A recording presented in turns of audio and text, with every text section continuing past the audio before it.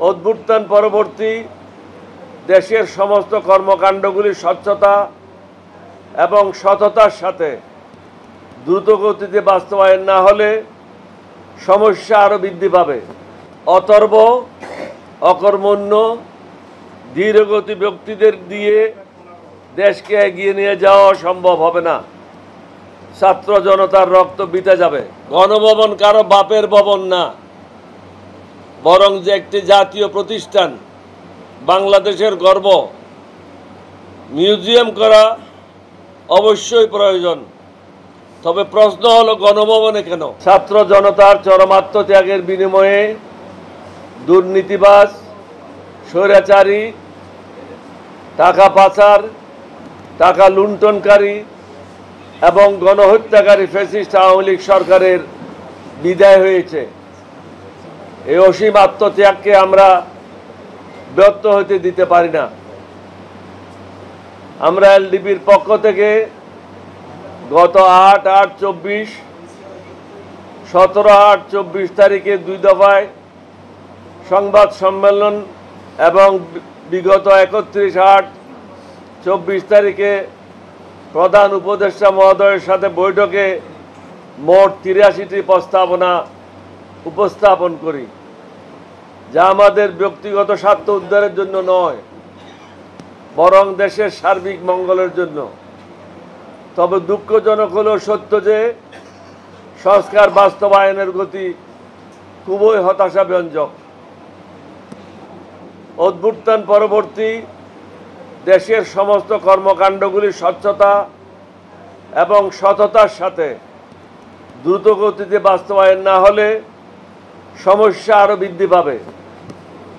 অনেকগুলি নিয়োগ নিয়ে ইতিমধ্যে বিতর্কের সৃষ্টি হয়েছে। আবেগ ও হুজুকের মাথায় লোক দেখানো কাজ করলে হবে না। গুরুত্বপূর্ণ জায়গাগুলিতে অধিকতর সতর্কতার সাথে মনোনয়ন বা নিয়োগ নিশ্চিত করতে হবে। এছাড়াও উপদেষ্টা এবং নতুন নিয়োগপ্রাপ্ত ব্যক্তিদের অতীত ইতিহাস জানা না থাকলে বা রাজনৈতিক প্রজ্ঞার অভাব থাকলে দেশ ক্ষতিগ্রস্ত হবে। অন্যদিকে অতর্ব, অকর্মণ্য, ধীরগতি ব্যক্তিদের দিয়ে দেশকে এগিয়ে নিয়ে যাওয়া সম্ভব হবে না। ছাত্র জনতার রক্ত বিতে যাবে। একজন উপদেষ্টা বলেছেন, জাতীয় সংগীত একটি বিতর্কিত বিষয়, সুতরাং এটি পরিবর্তন করা যাবে না। তার জানা উচিত জনগণের মতামতের উপর ভিত্তি করে সবকিছু পরিবর্তন করা সম্ভব।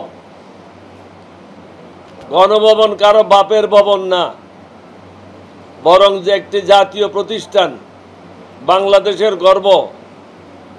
মিউজিয়াম করা অবশ্যই প্রয়োজন, তবে প্রশ্ন হলো গণভবনে কেন, অন্য জায়গায় নয় কেন? জাতীয় প্রতিষ্ঠান পরিবর্তন করার আইনগত ভিত্তি এখন কোথা থেকে পেলেন? 1971 সালের স্বাধীনতা যুদ্ধের উপর অন্য কিছুই অধিকতর গুরুত্ব পেতে পারে না। আন্দোলনকারী আমাদের ছেলে মেয়েদের বা জনতার সরলতাকে পুঁজি করে কোনো অন্যায় পদক্ষেপ নেওয়াও ঠিক হবে না।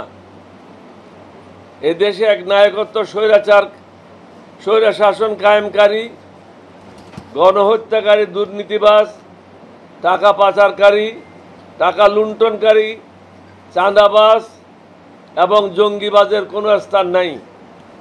এই দেশ এখন কারো বাপের সম্পত্তি না। যত দ্রুত সম্ভব আইন শৃঙ্খলার উন্নতি সাধন করতে হবে। আমরা জানি বর্তমান প্রেক্ষাপটে এটা খুবই কঠিন কাজ, তবে পুলিশ প্রশাসনকে দ্রুত কার্যকর করতে হবে। তা না হলে গণহত্যাকারীরা মাথাচাড়া দিয়ে উঠতে পারে। চাঁদা ব্যাপক হারে সমগ্র বাংলাদেশে বিস্তার লাভ করেছে। সরকার নীরব দর্শকের ভূমিকা পালন করছে। প্রশাসনের মধ্যে দুর্নীতিবাজ, টাকা পাচারকারীদেরকে চাকরি থেকে বরখাস্ত করা এবং তাদের বিরুদ্ধে দুর্নীতির তদন্ত করা খুবই জরুরি। বাংলাদেশে জাতি ধর্ম নির্বিশেষে আমাদের মধ্যে কোনো ভেদাভেদ নাই। ভারত থেকে কিছু ইউটিউবার মিথ্যা প্রচারণা চালিয়ে মানুষকে বিভ্রান্ত করতেছে প্রতিনিয়ত। এখানে মেজরিটি বা মাইনরিটি বলতে কিছুই নাই। সকলে বাংলাদেশের নাগরিক এবং সকলের সমান অধিকার। আমাদেরকে ঐক্যবদ্ধভাবে এগিয়ে যেতে হবে। আমাদেরকে সততা, ন্যায় এবং নিষ্ঠার সাথে প্রত্যেককে নিজ নিজ দায়িত্ব পালন করতে হবে। আল্লাহর উপর ভরসা করতে হবে, ঈমান মজবুত করতে হবে। আমরা অন্য কোনো দেশের ক্ষতি কামনা করি না। অনুরূপভাবে আমরা চাই কেউ যেন আমাদের দেশের ব্যাপারে নাক না গলায়, বরং আমরা সকলের সাথে সুসম্পর্ক বজায় রেখে আমাদের দেশকে এগিয়ে নিয়ে যেতে চাই।